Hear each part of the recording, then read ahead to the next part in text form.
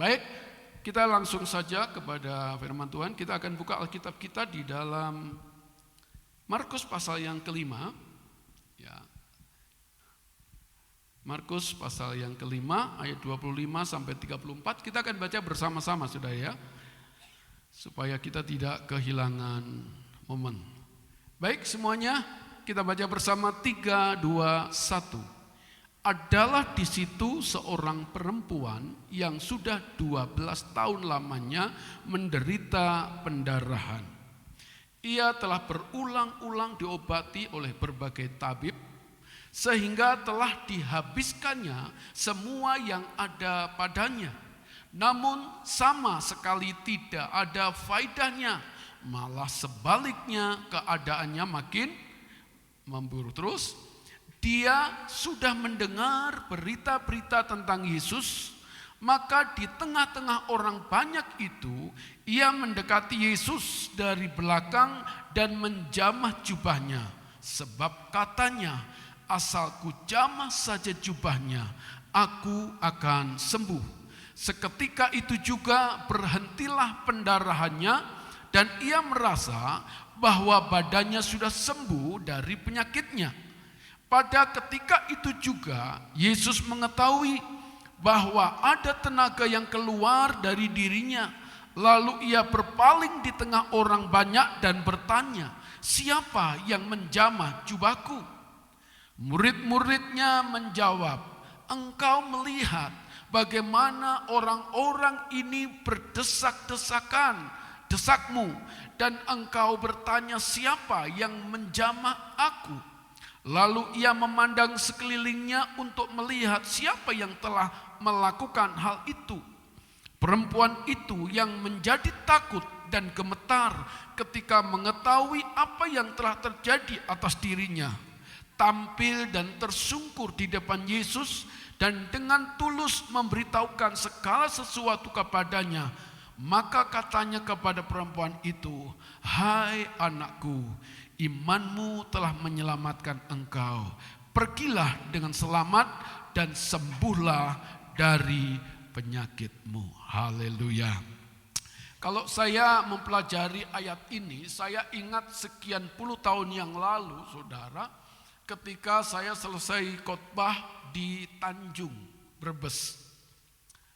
Selesai khotbah waktu itu gembalanya Pak Yunus. Ya. Selesai khotbah, lalu kita istirahat di tempat sebelum saya pulang. Saya istirahat di tempat depan gereja itu, ya, di tempat di mana Pak Yunus tinggal. Kita ngobrol-ngobrol dengan 1-2 orang jemaat yang masih ada atau pengerja. Lalu tiba-tiba datanglah seorang ibu ikut bergabung. Lalu ditanya sama Pak Yunus, Bu, si ibu ini kemana kok nggak ada, kok nggak kelihatan gitu. Ini baik ya, gembala tahu ada jemaatnya yang nggak datang, langsung ditanyakan. Lalu kemudian si ibu ini jawab, oh ini Pak, ibu ini lagi pendarahan. Ya bilang begitu saudara. Lalu yang mengejutkan begini, Pak Yunus bilang ini, ya udah belikan aja Hansaplast biar pendarahannya berhenti. Saya ketawa sekali pada saat itu saudara. Ternyata Pak Yunus itu belum mengerti tentang apa itu penyakit pendarahan. Jadi pendarahan itu dipikirnya luka di tubuh begitu ya kayaknya. Jadi ketawa, lalu saya kasih tahu, saya bilang, bro, pendarahan itu bukan karena tubuhnya luka. Ya, pendarahan itu penyakitnya perempuan gitu. Nah, baru akhirnya saya jelasin di belakang lah begitu ya. Jadi ternyata ya maklum waktu itu belum married saudara dia ya. Jadi saya udah duluan, jadi saya udah ngerti. Nah, jadi ternyata ada ya yang nggak ngerti tentang penyakit pendarahan ini ya. Baik, melalui kisah ini saya ingin membuat sebuah eksperimen. Tapi di mana ya ada colokan ya yang tidak kepakai.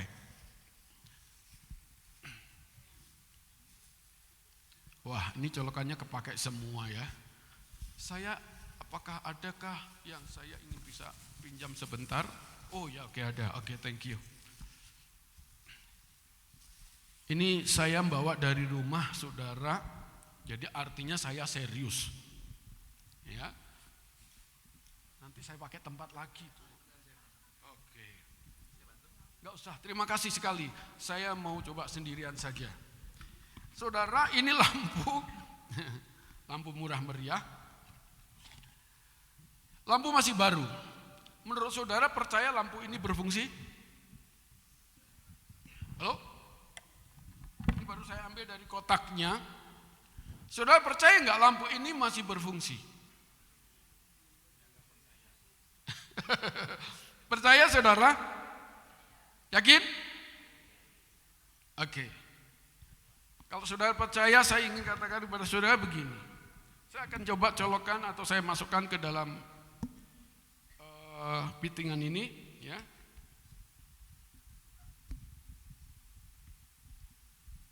Nah, setelah saya pasang, ternyata nggak nyala. Ya? Oh, ini belum colokin kemana? Ya, sumber energinya ya, sumber listriknya. Kita coba, kita colokin. Nyala nggak? Oh, ternyata menyala. Oke, saya cabut lagi ya. Terima kasih. Ya, walaupun cuma sesaat ini saya mempersiapkannya dengan baik. Ya, baik. Nah, Bapak Ibu, eksperimen ini saya ingin sampaikan begini. Saya percaya bahwa Bapak Ibu Saudara semua yang datang ke tempat ini tadi datang dengan iman. Amin. Dengan iman.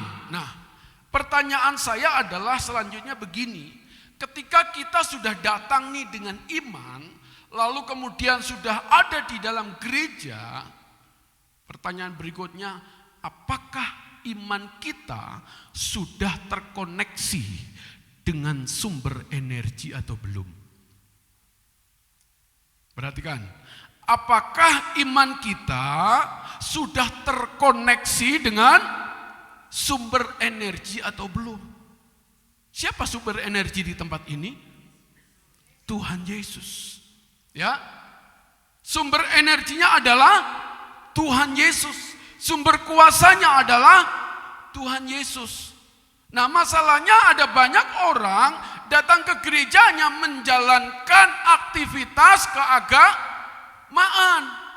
Sekalipun memang berangkat dari rumah itu dengan iman, saya setuju. Karena Alkitab berkata tanpa iman orang tidak bisa berbuat apa-apa. Ya.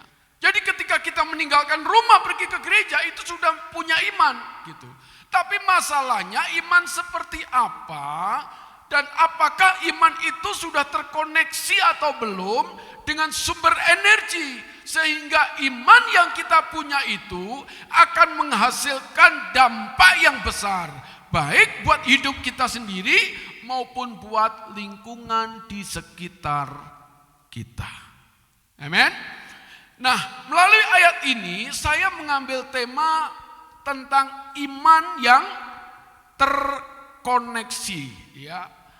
Iman yang terkoneksi. Saya ambil dari terpusat pada ayat 27 dan 28 ini, ya, tentang seorang perempuan. Dia sudah mendengar berita-berita tentang Yesus. Ya.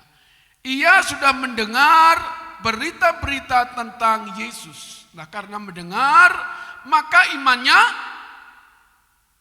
tumbuh. Ya.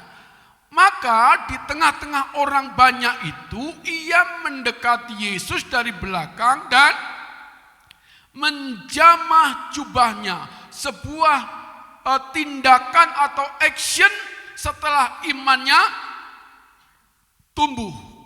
Dan akibat daripada iman yang tumbuh dan terkoneksi dengan jubah Yesus, maka dikatakan apa? Sebab katanya, asal ku jamah saja jubahnya, aku akan sembuh. Nah, pentingnya kita memiliki iman yang terkoneksi dengan Tuhan.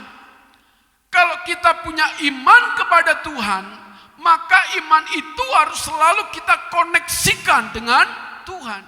Tanpa kita terkoneksi dengan Tuhan, maka sesungguhnya iman kita itu akan hanya sekedar sebagai sebuah hiasan di dalam kehidupan kita tanpa memberikan dampak apapun, terutama buat diri kita dan lingkungan sekitar kita.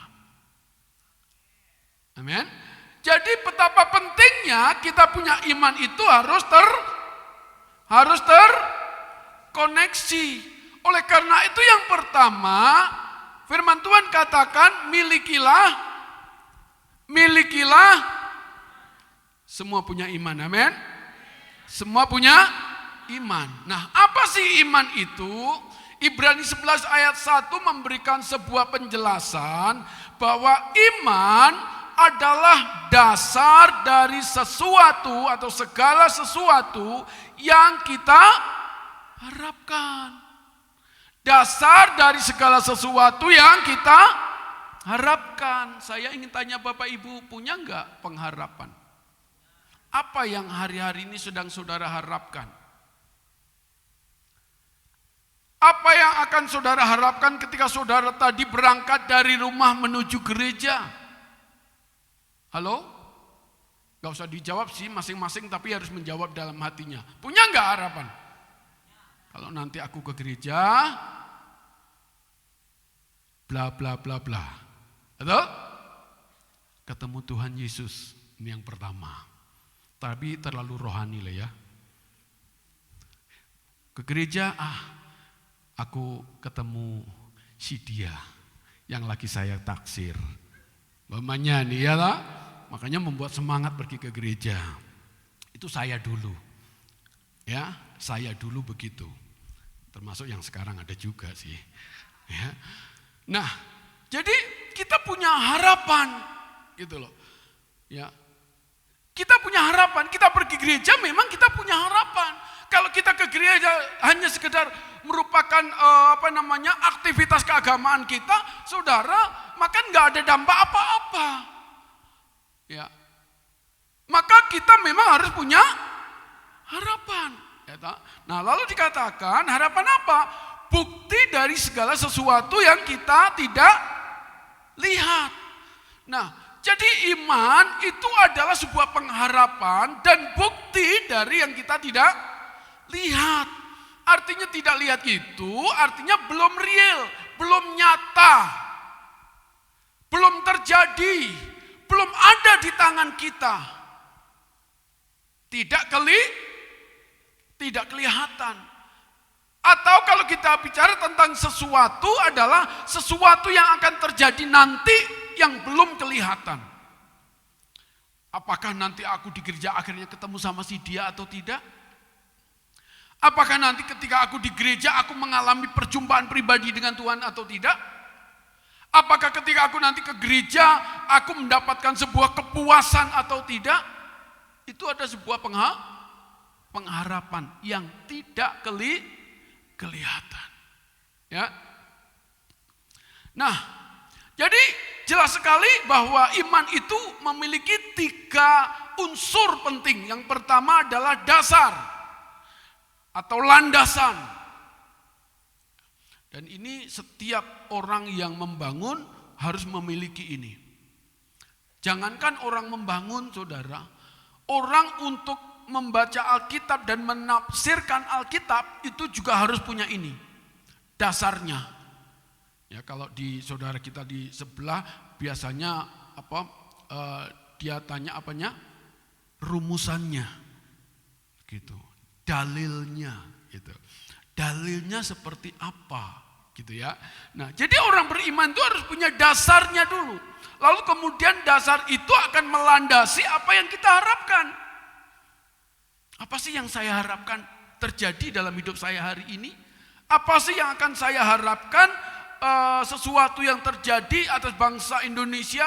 Apa sih yang akan kita harapkan yang akan terjadi pada hidup kita hari esok atau minggu esok atau bulan esok atau bahkan tahun depan? yang kita harapkan adalah sesuatu yang memang belum kelihatan. Gitu. Yang sudah kelihatan mah nggak usah diharapkan. Karena sudah ada. Umpamanya saya nih, ada orang datang kepada saya, Pak, saya mau kasih Bapak mobil ke rumah ya Pak. Mobilnya seperti ini, dia kirim gambarnya, gitu ya. Nah maka ketika saya berangkat ke sana, saudara, saya tidak perlu lagi memiliki harapan. Kenapa? Sudah ada. Ya, berbeda nih, kalau saya dari Padalarang ke sini, ya, saya mau ke Lembang. Siapa tahu jemaat Lembang ada yang menyediakan mobil buat saya. Jangan, tepuk tangan dulu lah, siapa tahu. Ya, nah itu harapan, gitu. Nah, karena harapan yang belum kelihatan, bisa terjadi, bisa tidak. Ya, jadi iman itu jangan kita kejar, harus terjadi, tidak selalu demikian, saudara. Ya, namanya iman itu bisa terjadi, bisa tidak, bisa terrealisasi, bisa tidak. Nah, lalu yang kedua kita lihat bahwa iman itu harus bertumbuh. Ya, miliki iman yang bertumbuh. Setelah kita punya iman, tadi wanita tadi dia mendengar tentang Yesus. Nah, apa yang dia dengar tentang Yesus? Yesus banyak menyembuhkan orang sakit, pasti kan? Betul nggak? Kalau umpamanya yang didengar Yesus banyak berbohong umpamanya, kira-kira si perempuan itu imannya tumbuh nggak? Percaya nggak dengan Yesus? Nggak percaya. Jadi yang didengar adalah sesuatu yang positif, yang berhubungan dengan masalah yang dihadapi si perempuan tadi. Loh, Yesus banyak menyembuhkan orang sakit loh. Dan sakitnya bukan satu jenis penyakit saja. Yang disembuhkan oleh Tuhan Yesus itu berbagai macam penyakit, dan itu dia sembuhkan. Dan karena dia mendengar tentang Yesus, terus dia mendengar, maka tumbuhlah imannya. Jadi bukan sekedar punya iman, tapi imannya itu tumbuh. Nah, firman Tuhan berkata begini, iman bertumbuh melalui pertama apa? Pendengaran. Jadi perempuan tadi mendengar tentang Yesus, nah imannya bertumbuh melalui pendengaran. Lalu yang kedua, iman bertumbuh dalam penderitaan. Sakit tadi 12 tahun menderita pendarahan. Itu penderitaan, saudara. Jadi kalau saudara menolak penderitaan, imanmu nggak akan tumbuh. Kalau saudara tidak pernah mendengar firman Allah, imanmu juga nggak akan tumbuh. Karena Alkitab katakan iman tumbuh pertama dari pendengaran akan firman Allah. Yang kedua, iman tumbuh karena ada penderitaan. Halo? Adakah di sini sedang menderita? Atau memang menderita semua? Ya. Nah, justru penderitaan itu membuat iman kita tumbuh. Pengharapan kita menjadi semakin lebih besar. Betul tidak? Halo? Penderitaan itu membuat iman kita semakin lebih besar. Imannya bertumbuh. Maka si perempuan tadi setelah mendengar tentang Yesus, dan kemudian dia mendengar bahwa Yesus akan lewat bersama murid-muridnya dan banyak orang di situ, dia imannya tumbuh. Dan karena tumbuh, pengharapan untuk sembuh itu semakin kuat dan semakin besar. Yesus, nanti aku akan jamah. Pokoknya aku akan jamah. Ya, dia mungkin bingung sudah. Gimana ya? Apakah aku minta didoakan gitu ya? Apa aku temuin langsung gitu? Gimana ya? Umpamanya ada KKR itu, gimana saya harus?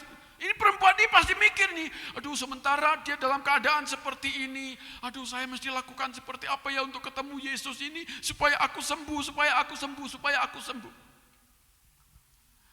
Awalnya mungkin jelas dia berpikir, satu-satunya jalan aku harus datang dan ketemu Yesus. Supaya Yesus segera menjamah aku dan menyembuhkan aku. Tapi ketika melihat situasi dan kondisi yang tidak memungkinkan, plan pertama untuk langsung bertemu Yesus dibatalkan. Gak jadi. Kenapa? Sikonnya tidak memungkinkan. Nah perhatikan saudara. Kadang-kadang ini ketika kita ingin dapat sesuatu dari Tuhan, itu dibuat sikonnya nggak memungkinkan. Sehingga apa yang kita rancang, itu dibatalkan oleh Tuhan, supaya rencana Tuhan yang terjadi. Saya ingat dulu kita waktu masih full timer Sukawarna, saudara, di Sukawarna itu kan suka ada family gathering, ya akhir tahun family gathering gitu. Nah saya ingat itu adalah tahun berapa ya itu ya saya, yang kita family gathering itu di Istana Regensi, dan pada saat itu memperebutkan hadiah utamanya adalah 3 sepeda motor. Ya 3 sepeda motor, waktu itu yang dapat Andreas 1, saya dengan satu lagi Satpam kalau nggak salah atau OB. Ya. Nah ceritanya gini saudara, waktu catering itu kan Bang Edo nih yang bawain, biasanya selalu dia nih ya. Kan dibawain pakai gantar, ya di atasnya ada paku atau pejarum ya, itu untuk ditojos gini. Dan menariknya adalah begini, gantarnya bukan gantar yang kaku begitu saudara. Jadi gantarnya kan kecil, jadi meliuk. Gantarnya itu agak bisa goyang gitu. Nah pas jatah saya saudara, wah dapat. Ya, saya ambil gantar itu saudara. Jujur waktu saya ke depan, saya itu udah pasang target. Target saya apa? Warna kuning. Ya. Yang ada di otak saya warna kuning. Hadiah motornya ada di warna kuning. Hadiah motornya ada di warna kuning. Itu sudah ada di sini saudara. Ya, melekat itu pokoknya. Gitu. Tapi tiba-tiba ketika saya jodohkan begitu saudara, itu gantarnya sudah ngeliuk begini yang ujungnya, kenalah di sebelahnya yang warna merah, dar. Lalu kertas undian itu diambil oleh Bang Edo, lalu kemudian dibuka. Oh haleluya, saya dapat motor saudara. Ya, saya dapat motor saudara pada saat itu. Ya. Kadang-kadang iya ya Tuhan bisa membuat seperti itu kita ya. Kita punya rancangan, kita punya kehendak, tapi Tuhan punya cara yang lain. Ya, punya cara yang lain. Ketika kita mengimani dapat motor, dan karena memang pada saat itu jujur saja lagi butuh banget saudara. Dapat motor. Ya, apa yang saya inginkan tidak terjadi. Tuhan punya cara lain. Yang merah. Jadilah motor itu sudah. Ya. Nah, wanita ini juga demikian. Akhirnya berubah ketika sikonnya tidak memungkinkan untuk dia datang secara pribadi. Tuhan Yesus, sembuhkan saya Tuhan Yesus. Kenapa? Karena semua orang berdesak-desakan. Banyak orang bersenggolan satu dengan yang lain. Tapi satu hal, iman yang bertumbuh tidak cukup hanya berhenti bertumbuh, tapi iman itu akan terus berjalan dan bergerak menjadi iman yang dinamis, yaitu iman yang aktif. Oleh karena itu wanita itu segera datang dan dia mulai bergerak dengan berkata, asal ku jamah jubahnya saja. Padahal orang pada saat itu berdesak-desakan bukan hanya nyenggol jubah bro. Ya toh? Nyenggol langsung tubuhnya. Oh pokoknya saking ramenya, saking banyaknya orang. Gitu. Tetapi perempuan ini hanya sekedar menjamah jubah. Tidak menjamah tubuh Yesus. Apa yang sakti jubahnya? Halo? Ya, maka jangan suka aneh-aneh saudara membuat barang benda-benda dijadikan benda sakti. Ya, percaya dengan benda-benda yang sakti, walaupun ada yang sakti, tapi itu berbeda saudara. Ya, jubah Yesus enggak sakti saudara. Orang nyatanya semua senggolan juga enggak terjadi apa-apa. Tetapi tidak demikian dengan perempuan ini. Ya, perempuan ini dia berkata, asalku jamah jubahnya. Ya, asalku jamah jubahnya, aku sembuh. Ya. Itu yang didapatkan, itu yang dialami. Ya. Iman yang dinamis adalah iman yang terkoneksi dengan sumber energinya. Iman yang dinamis adalah iman yang aktif untuk selalu terkoneksi dengan yang maha kuasa. Iman yang dinamis adalah iman yang selalu melekat dengan sumber kekuasaan. Maka wanita ini, dia rela bergerak berdesak-desakan. Dan hanya mungkin agak jauh saudara. Orang udah desal-desal. Dan ketika dia menyentuh dan menjamah ujung jubahnya. Ini ujungnya yang dijamah saudara malahan. Ya. Maka wanita ini merasakan. Saya bukan wanita jadi saya nggak bisa ngerasain saudara. Ya. Hanya wanita yang merasakan. Lalu wanita? Ya. Bagaimana pendarahan itu tiba-tiba sekonyong-konyong berhenti. Nggak tahu lah, saya nggak bisa membayangkan, maaf. Ya, hanya wanita yang bisa membayangkan itu dan iya mereka pun adalah orang yang mengalami sakit pendarahan ini. Nah, firman Tuhan katakan demikian. Demikian juga halnya dengan iman. Nah ini, iman yang dinamis, perhatikan. Jika iman itu tidak disertai perbuatan, tindakan, saudara, action, maka iman itu pada hakikatnya adalah mati. Nah, jadi kalau kita sudah capek-capek ninggalin rumah, pergi ke gereja dengan iman, tapi iman kita tidak terkoneksi dengan Tuhan Yesus, maka sebenarnya iman kita mati. Gitu loh. Paham Bapak Ibu? Halo? Adakah tidur semua? Jujur saya nggak terlalu bisa melihat saudara semua. Ya karena terlalu silau buat saya untuk melihat. Karena penuh dengan kemuliaan Tuhan. Ya. Nah, jadi iman kalau tidak terkoneksi dengan Tuhan Yesus, saudara, iman kita ini mati.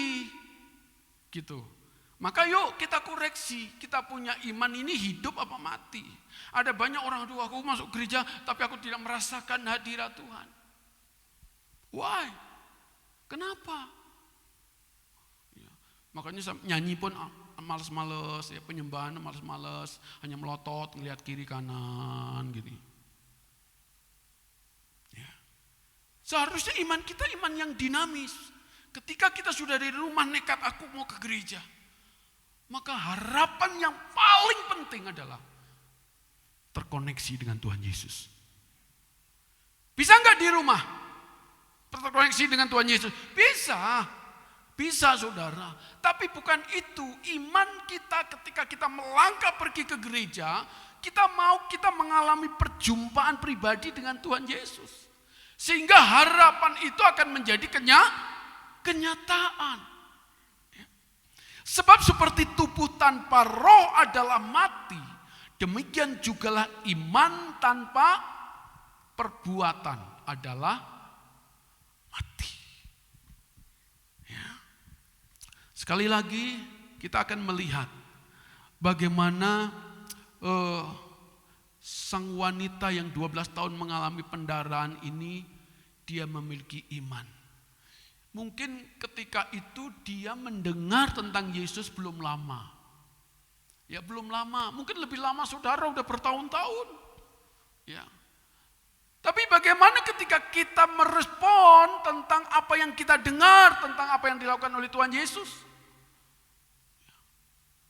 Ketika wanita ini merespon bahwa Yesus berkuasa, Yesus ajaib, Yesus melakukan banyak mujizat, menyembuhkan banyak orang sakit. Nah, si wanita ini merespon, imannya tumbuh. Yesus. Kenapa? Karena tadi dikatakan ayat yang pertama kita baca, saudara, itu si perempuan udah berjuang kemana-mana untuk kesembuhannya.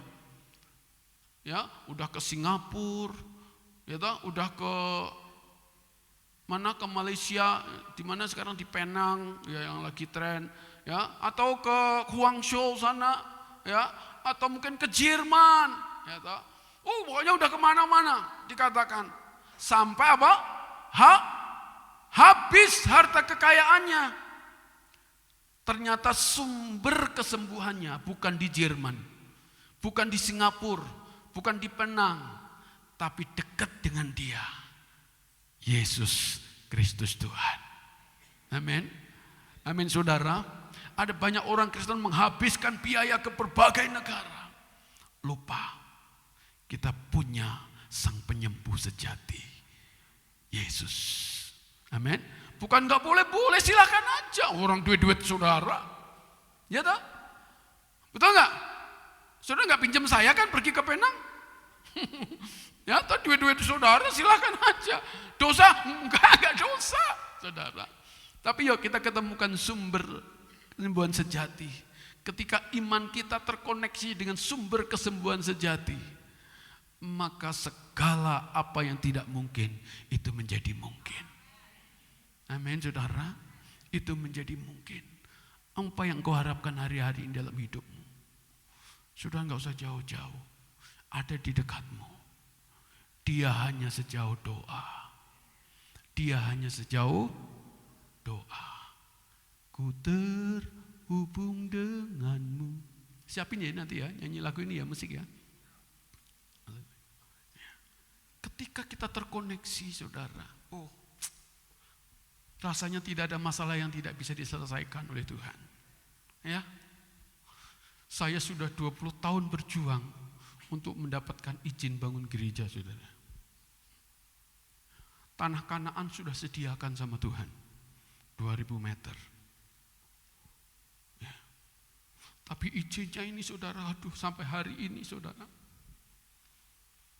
Ya. Saya seperti dipermainkan, saudara. Di Kemenak, saudara, bosnya ditemuin susahnya, nggak ketulungan, sudah ditolong sama dari Bimas, Jabar, ya, Pak Harapan Nenggolan. Bisa juga sampai Pak Harapan sendiri sudah angkat tangan. Saya hanya berkata dengan teman-teman di gereja, penolong kita bukan manusia, tapi Tuhan Yesus. Kita koneksikan iman kita dengan sumber kekuasaan, yaitu Tuhan Yesus. Maka percayalah, ketika kita sudah terkoneksi iman kita bersama, apa yang tidak mungkin itu menjadi mungkin. Ya, dan saya di dalam roh saya dapat rasanya sudah enggak lama lagi saya dapat izin. Ya, saya sudah enggak lama lagi. Ya, boleh tepuk tangan buat ya semangati saya, saudara. Ya. 20 tahun, saudara. Ini berapa tahun dapat izin ini? Sekilas, cepat ya. Set langsung dapat ya. Nah, saya 20 tahun bergumul untuk itu. Sampai saat ini belum dapat. Ya. Tapi saya rasakan di dalam roh saya, gak akan lama lagi saya akan dapatkan. Ya. Saya ngajak seluruh pelayan-pelayan Tuhan, yuk kita koneksikan iman kita kepada Tuhan. Kita koneksikan. Manusia boleh merancang yang jahat, tapi jika Tuhan sudah berkehendak, maka tidak ada yang tidak mungkin itu. Ya, oke, karena itu walaupun surat izinnya rasanya berat, saudara, saya sudah punya tim bagian pembangunan. Ya, kita sudah membuat panitia pembangunan dan kita sudah mengumpulkan dana untuk pembangunan itu. Ya. Pede amat, nggak peduli saya. Ya, pokoknya saya harus siapkan untuk bisa itu. Yang penting saya ingin ajak kepada semua, ayo kita koneksikan iman kita dengan Tuhan. Apa yang menjadi pengharapan kita, yang tidak kelihatan, itu pasti akan terjadi. Amin. Yang terakhir, saudara, Kita baca bersama boleh ya? Kelihatan nggak? Kelihatan ya? Ya kita baca 3, 2, 1. Milikilah iman yang bertumbuh dan dinamis, yang tidak lumpuh oleh keadaan dan situasi. Nah ini yang sering membuat iman kita tidak terkoneksi dengan Tuhan adalah keadaan dan situasi, sikon.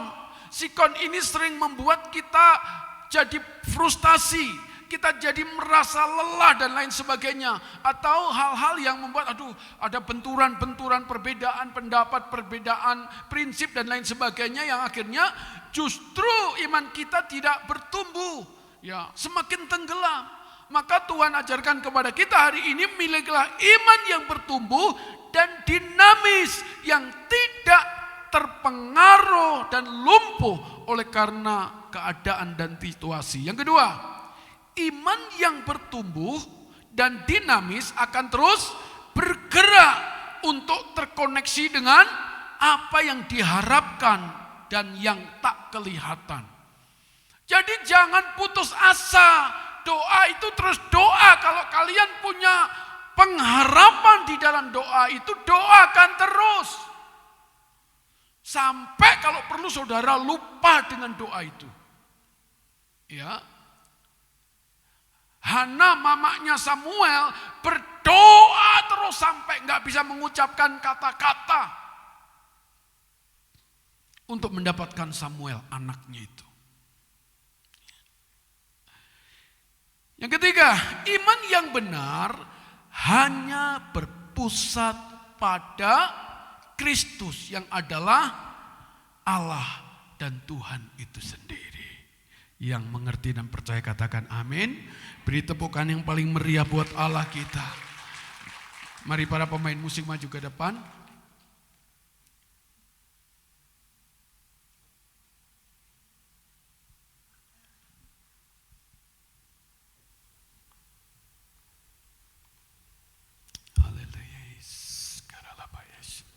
Mari bangkit berdiri Bapak Ibu.